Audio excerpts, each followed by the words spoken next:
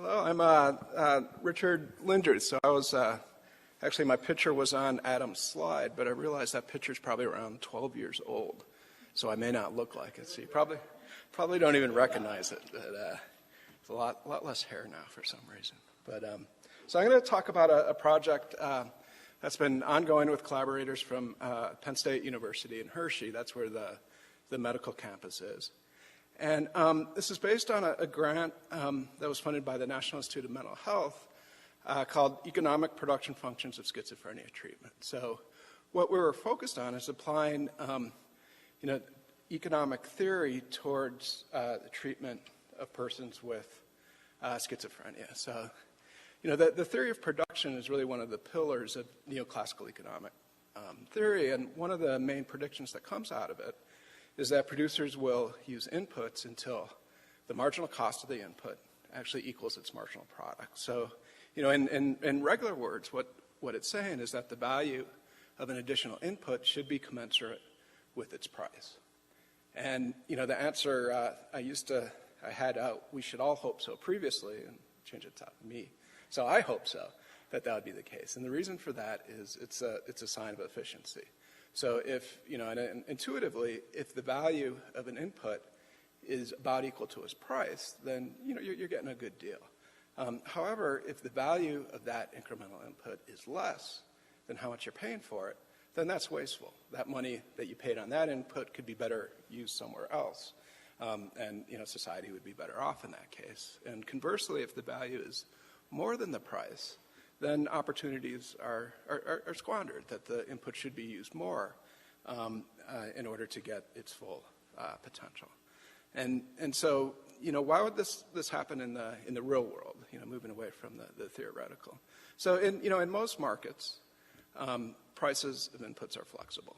So, if you're building cars, you're using steel, labor, and so forth. And even breaking bread and so forth, the price immediately reacts to shortages or surpluses. And so if the value of an input is less than its price, then we'd expect the price to fall. People won't purchase that input because they're not getting enough value from it. So there's excess supply, the price will fall until the value equals price. And conversely, if the value is greater than the price, then everyone would run out and buy it, and there'd be excess demand. Suppliers would see this and raise the price until value equals price. So, that's the way it works in most markets with flexible prices. But however, in healthcare, much of the market consists of government payers like Medicare and Medicaid. And here the prices are set by fiat, and they don't automatically adjust to relieve excess demand or supply. And so we can have cases where the value of an input is not commensurate with its price or how it's reimbursed. And so that's really what we're getting at in this paper, and applying that concept to outpatient visits. So, an example of this, some of you may have heard of the term flat of the curve medicine. You hear it a lot in health policy circles when people are describing Medicare spending, and also why the spending in the United States might be much higher than it is in other countries. And so implicitly what they're referring to in terms of the curve is actually a production function. So what we mean by a production function, it's how inputs are combined to have an output. And so the flat of the curve is actually the slope of the production function. So you could imagine a graph where output's going up and up and up, and here we're increasing inputs. And then as we increase inputs, at some point, it will flatten out so that one additional input won't raise the output at all. And so it's the case where the production function is flat. And so essentially you've exhausted all the possibilities through treatment such that additional treatment won't yield any result. And so that won't yield any result is the flat of the curve. And so, conceptually in production theory, the value of an input should equal its price. And so, the flat of the curve would imply that either one, medical treatments are free, or two, production theory could be wrong, for example, or which is generally the case given in health economics, is that the individual who's deciding what inputs to use, which would be the clinician who's treating the patient, doesn't consider the price of the treatment when making decisions. And so if that's the case and you don't have to bear the price, then you will treat as long as there's a benefit to the patient at some point, because you don't even have to consider the price. So that's one application of production theory. And so what we're doing is applying it actually to schizophrenia treatment. And so our output in this case is crisis-free days. So presumably if somebody has severe mental illness or schizophrenia and they're receiving care in the community, there are various inputs to that care. It could be antipsychotic medications, it could be therapy, whether group, family, and so forth. It could also be outpatient visits. And so those inputs are combined to keep the individual functioning normally within the community. And so the cost of a crisis-related event can be considered the value of the output. So, for example, if somebody does have a crisis event, they may have to enter the emergency room, partial hospitalization, or an inpatient stay. All of those are costs. And so the value of successful production is averting those costs or avoiding those costs. And what the production function does is, really defines how to combine all these inputs so as to achieve the maximum benefit of crisis-free days. And so that's what we're focused on here, and that leads to the research questions: is do additional outpatient visits lower the probability of a crisis-related event? So, in other words, are outpatient visits productive? The second aspect is, are these visits complements to antipsychotic drug therapy? So, for example, if antipsychotic drug therapy is being used, are more visits or do more visits make that therapy more effective? So you could have therapy alone, where refills are done by phone and so forth, or you could have the drug therapy where the patient has to come in for an evaluation and management visit or a medication management visit before it's refilled. So, what is the value of adding additional visits, and does it improve the effectiveness of antipsychotic drug therapy? And then finally, and this kind of gets at the policy relevance of it, is reimbursement for an additional visit commensurate to the value of reduced crisis-related events? So, on the one hand, how do visits affect the probability of a crisis-related event? And then on the other hand, given that reduction in the probability, if you put a dollar value on it, how does that compare to the cost of that additional visit? So here the input that we're focused on is the additional outpatient visit. And going back to the value or the marginal product of that outpatient visit is a change in the probability of a crisis-related event. So the data we use is an administrative claims database. It's enrollees in private employer-based health plans.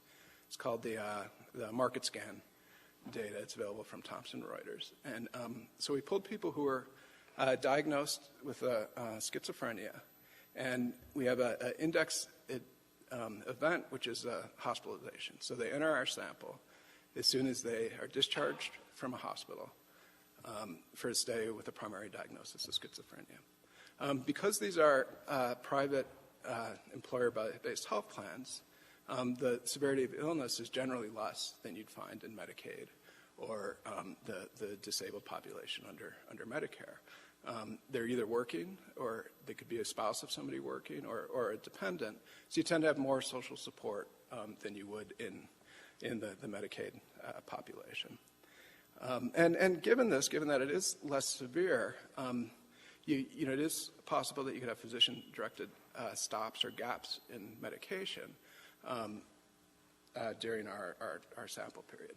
So the unit of observation is these enrollees, and we measure the data in 30-day intervals. And at time equals 1, that's when they're discharged from the index hospitalization.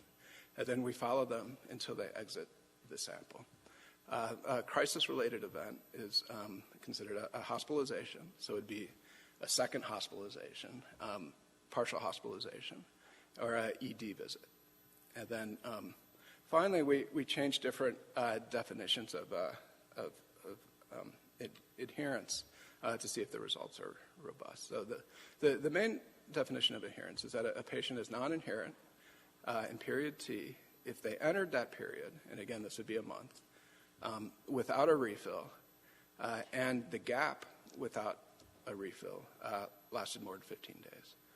And they'd be considered adherent, or non-adherent would equal 0 if they're adherent in the previous period, or they were non-adherent in T-1, but entered time T, the current period, with a prescription filled, or they were non-adherent in T-1 for less than 50 days. So 15 days is really our cutoff in defining adherence. So the way we model this econometrically is we model the probability of a crisis-related event as a function to adherence to the antipsychotic drugs, the type of drug, patient demographics, comorbidity, side effects. And we use an approach commonly used in econometrics to control for endogeneity of adherence. And I'll explain what I mean by that in a second. We use instrumental variables to do that.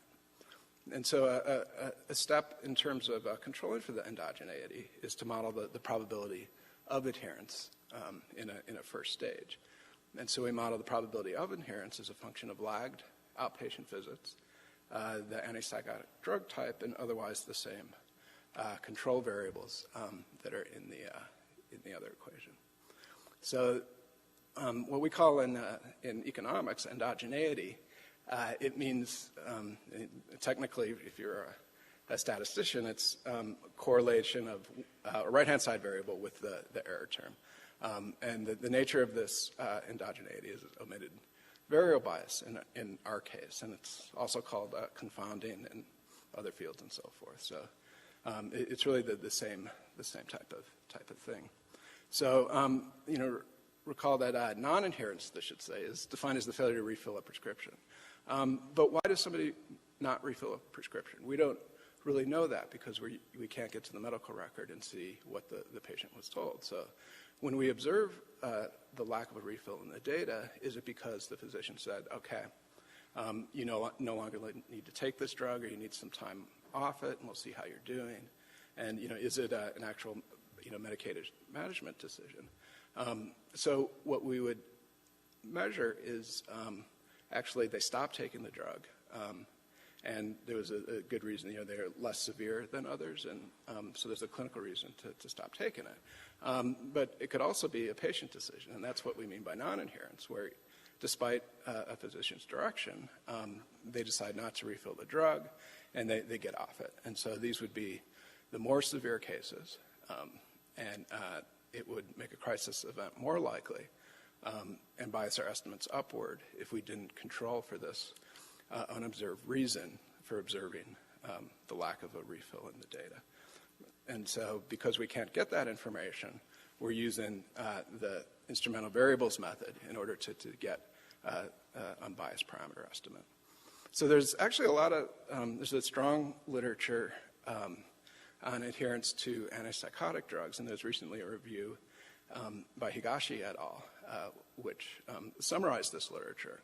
And the results are intuitive, they're consistent with what you'd expect, but poor adherence has been shown to be associated with the severity of illness, comorbid mental illness and substance abuse, side effects, age, and social support. So younger people are less likely to adhere than older people, for example. But positive adherence is tied to a positive relationship with clinicians, and then also switching to appropriate atypical antipsychotics. And so, within this, you could imagine that, the regular outpatient visits would also be associated with improved adherence.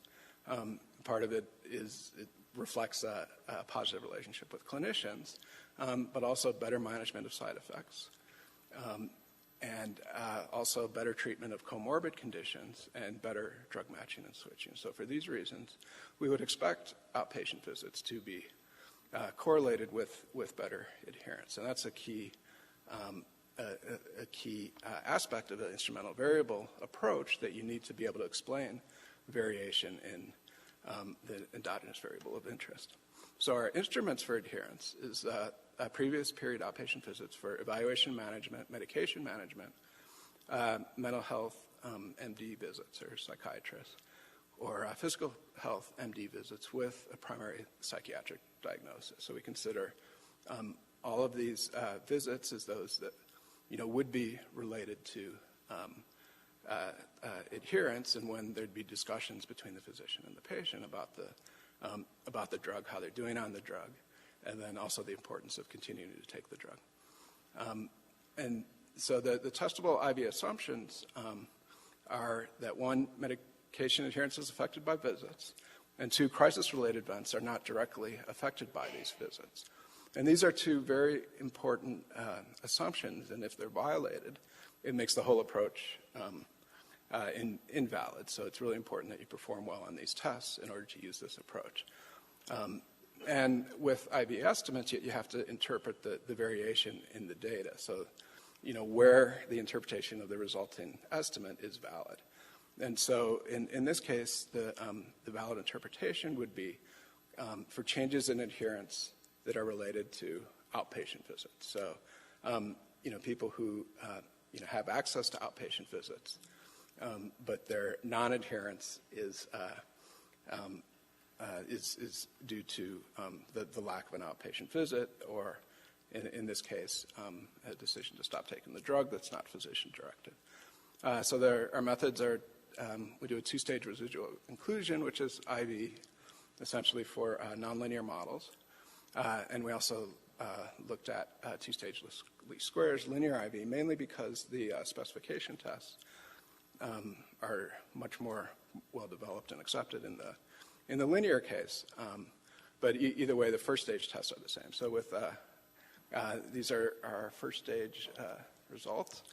And we see, yes, as we need it to be, the instrument actually describes variation in adherence, and that's what we want. The other tests show, in the three bottom lines, that visits are validly excluded from the main equation, which we also want. So it's actually rare for IV instrumental variables to perform as well as they do in this case, and so that's good. So what we find is that the probability of a hospitalization is increased by about 0.18 or 0.4